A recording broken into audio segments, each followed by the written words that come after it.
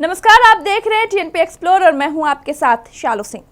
किशोर कुमार की आवाज का जहां हर कोई दीवाना है, लेकिन उनकी बेबाकी भी काफी चर्चा में रही है। दिग्गज सिंगर और एक्टर उन हरफन मौला कलाकारों में से एक हैं जो अपने गाने ही नहीं बल्कि बेबाक अंदाज के लिए भी जाने जाते हैं। वो अपने पीछे गायकी की समृद्ध विरासत छोड़ गए। उनकी गायकी कमाल थी तो योडलिंग का तो जवाब नहीं। इस कलाकार को ताउम्र किसी से डर नहीं लगा। देश की पीएम इंदिरा गांधी तक को न कहने की हिम्मत दिखाई। लेकिन इसी कलाकार को लता दीदी की एक बात डराती थी। तो चलिए जानते हैं क्या थी वो बात।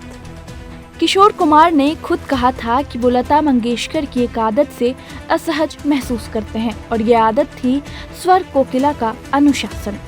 एक किस्सा खुद किशोर कुमार ने शेयर किया था। उन्होंने कहा, मुझे आश्चर्य हुआ जब लता ने लंदन में मेरे साथ स्टेज शो करने के लिए हामी भरी।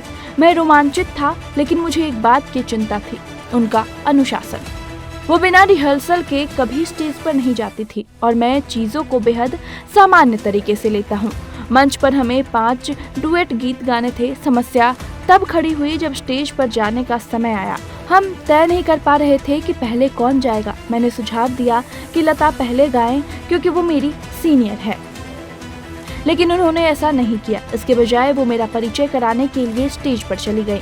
उसने मेरी बहुत प्रशंसा की, लेकिन ये भी कहा, मैं उन्हें दा कहती हूँ क्योंकि वो मुझसे उम्र में बड़े हैं। मैं उनसे 1 महीने और 24 दिन बड़ी हूँ।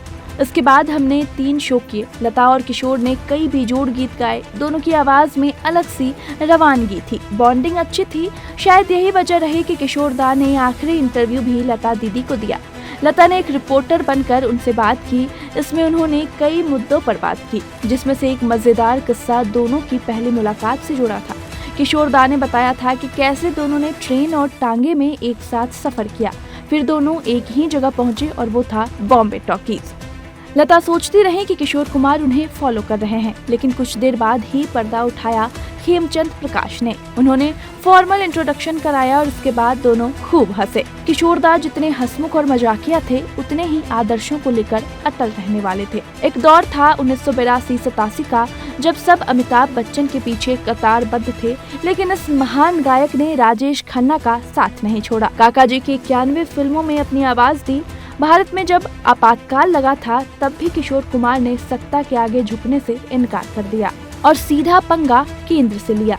उन्होंने तत्कालीन प्रधानमंत्री इंदिरा गांधी के 20 सूत्रीय कार्यक्रमों का प्रचार करने से मना कर दिया। नतीजन इस हर दिल अजीज गायक के गानों को ऑल इंडिया रेडियो पर बैन कर दिया गया। इनके युगल गाने बजाए भी गए तो एडिट करके।